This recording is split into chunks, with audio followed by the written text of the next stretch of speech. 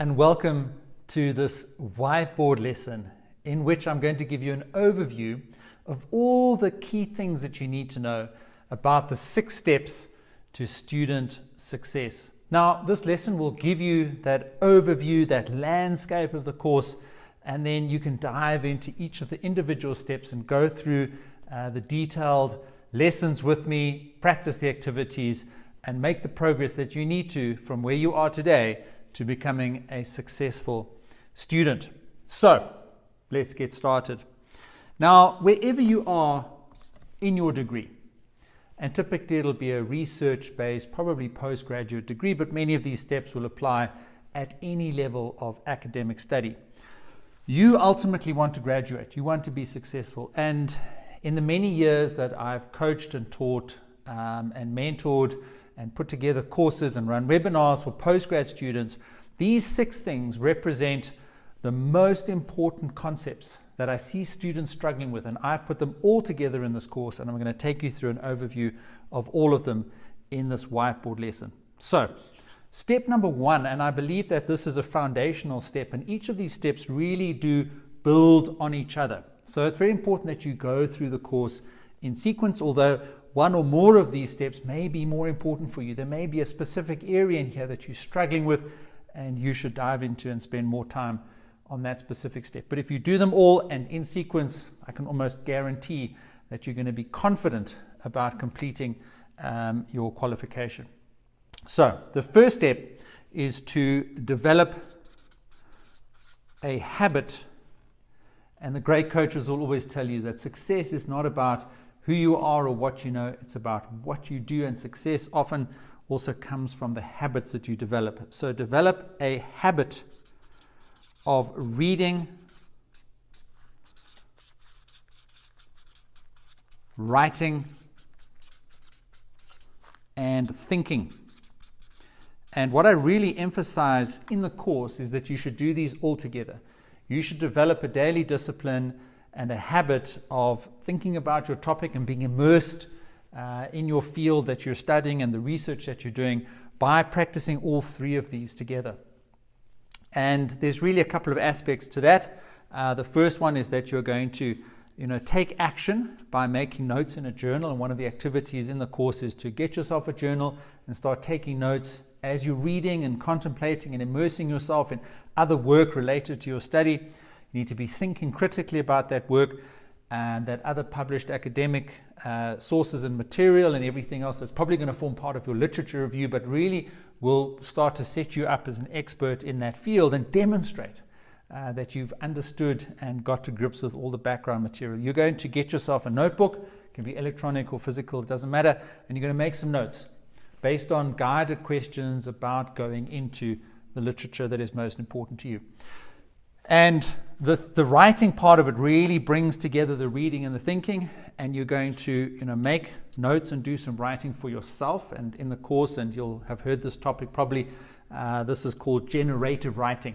No one's going to be judging you for this. This is your own notes, your own memos, etc. And then you're going to be writing for other people, supervisors, examiners, etc. And I also mentioned in the course that you should be doing discussion papers throughout your qualification, logical milestones where there is some sort of academic progress in your degree.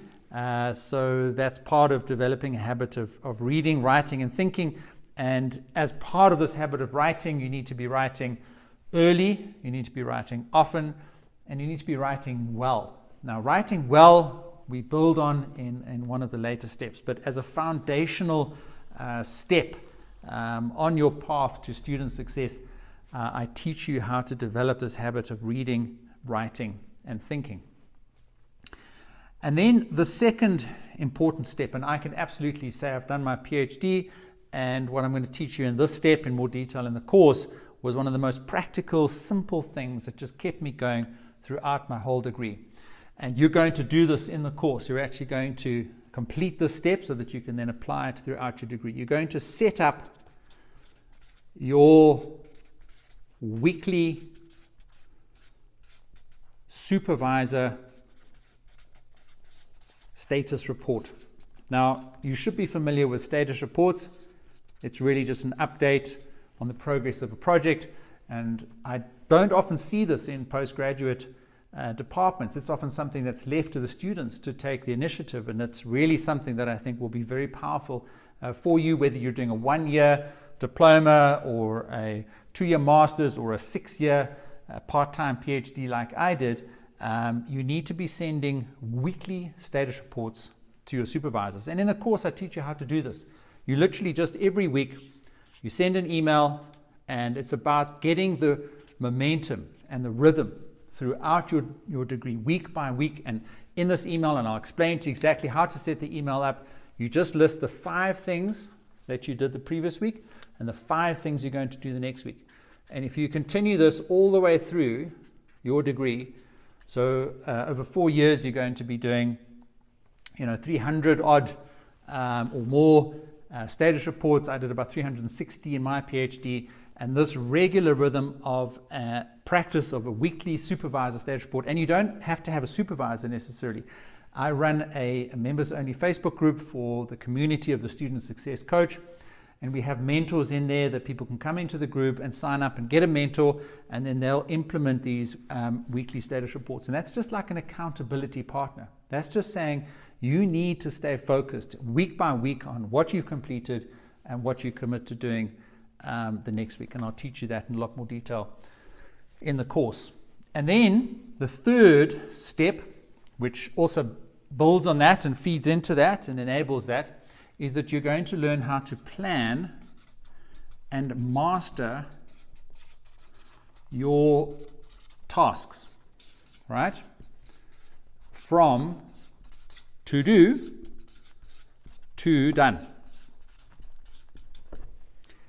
Now, throughout your degree, throughout your qualification, on your path to student success, you're going to have lists of tasks. And in your daily life, it's the same thing. But your degree is one long set of tasks.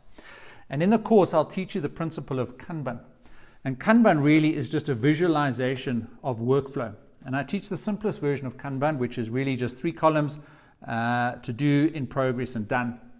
And you'll set up a Kanban board on which you will then manage tasks in your degree, which will then move through this workflow, literally from to do to done. And I'll teach you principles like limit, work in progress, and cadence.